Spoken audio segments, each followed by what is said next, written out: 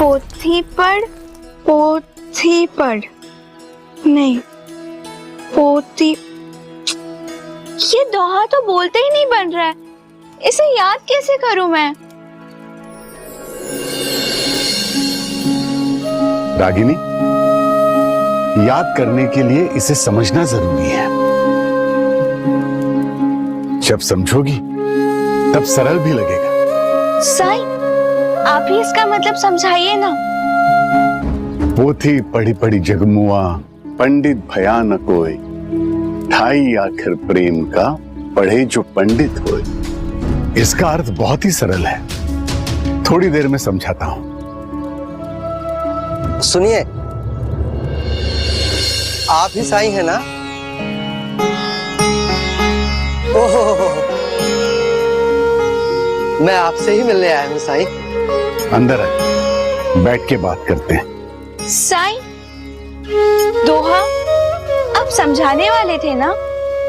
देखते रहना, समझ जाओगे। आइए जी।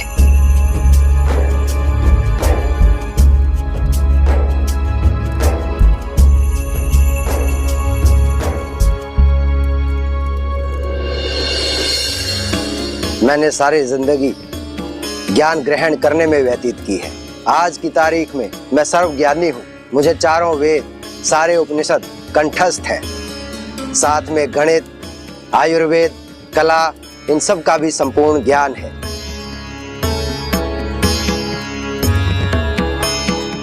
शास्त्रार्थ में बड़े बड़े विद्वानों को परास्त भी किया है मैंने, लेकिन उसके बाद भी मन में एक अशांति सी रहती है। जीवन में कुछ अधूरा सा लगता है। ऐसा क्यों साईं? पंडित जी, आप अकेले आए हैं? किसी परिजन या मित्र को साथ नहीं लाए? ज्ञान अर्जित करने के लिए जगह जगह भटकता हूँ साईं। घर की चौखट देखे हुए 1 साल हो चुका है, और सच कहूँ तो इन पारिवारिक उलझनों के लिए समय भी नहीं है मेरे पास। लेकिन ये वो समस्या नहीं है जिसके समाधान हेतु मैं आपके पास आया। समस्या सुलझ जाएगी पंडित जी। केशव, एक पात्र में पानी भरकर लाना। जी सही।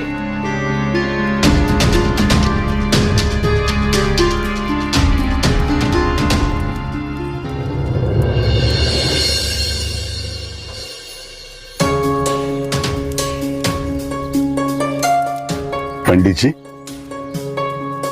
वो सटका उठाकर ले आएंगे यहां?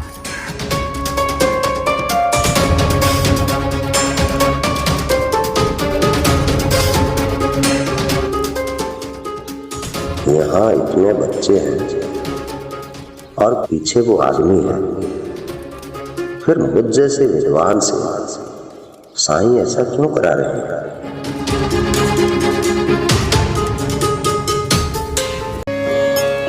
आओ विष्णु, थोड़ी देर बैठो, फिर तुमसे बात करता हूं। जी साईं।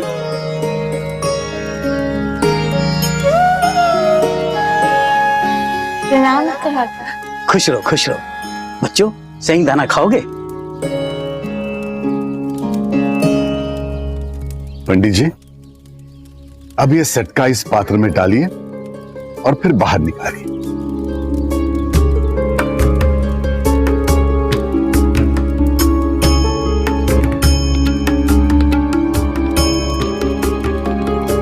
ऐसे नहीं पंडित जी, सटके के साथ पूरा पानी बाहर आना चाहिए।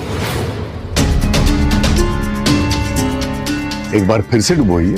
लेकिन साईं, ये कैसे संभव है? एक बार कोशिश तो कीजिए।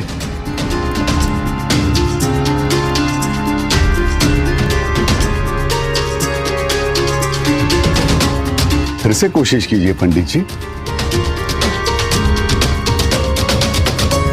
एक बार फिर कोशिश कीजिए। लेकिन साईं, ये मुमकिन ही नहीं है। सटके में इतनी क्षमता है ही नहीं कि वो इतने पानी को अपने में समा सके। यही बात तो आपको समझनी है पंडित जी। फिर आपकी बेचैनी और अधूरापन दोनों दूर हो जाएंगे। मान लीजिए ये पात्र पूरा विश्व है, ये पानी इस विश्व में समाया हुआ ज्ञान और ये सिक्का मतलब आपने अब तक उतना ही ज्ञान प्राप्त किया है जितना कि इस सिक्के पर पानी की बूंदें हैं।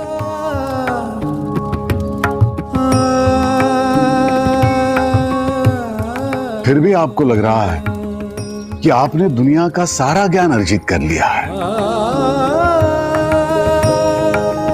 ये अहम और खुद को दूसरों से बड़ा समझने की भावना ही है जो आप में बेचैन और अधूरेपन का एहसास पैदा कर रही है।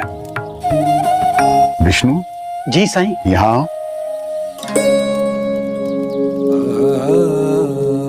बैठो। जी।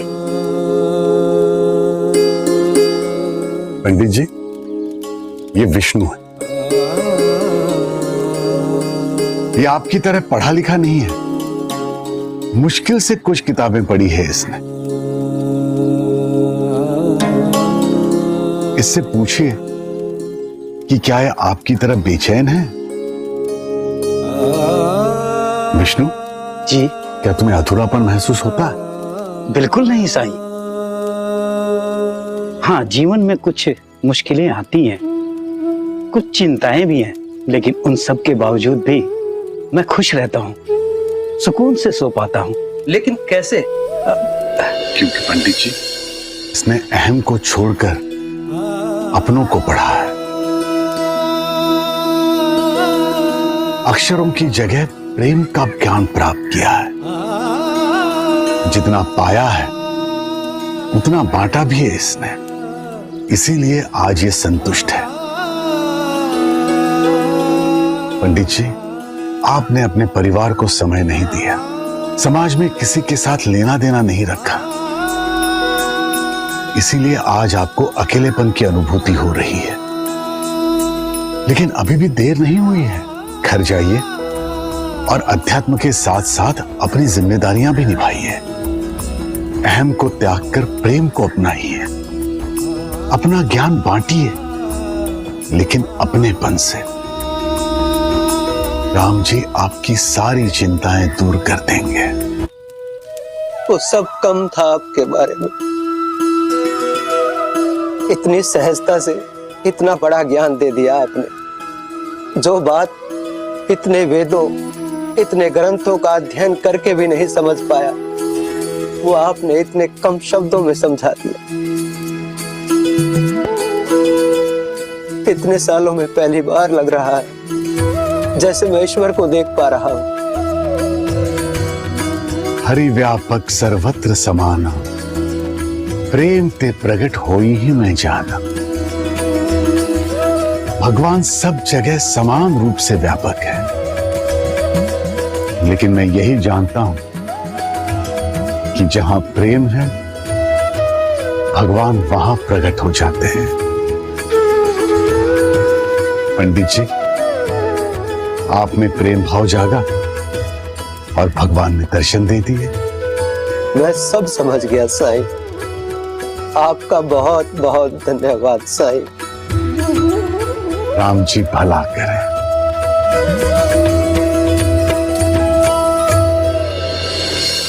और साथ साथ हम बच्चों को भी दोहे का अर्थ समझ आ गया साईं। पंडित वो नहीं जिसने सिर्फ ज्ञान प्राप्त किया हो, पंडित वो है जिसके मन में सबके प्रति प्रेम हो।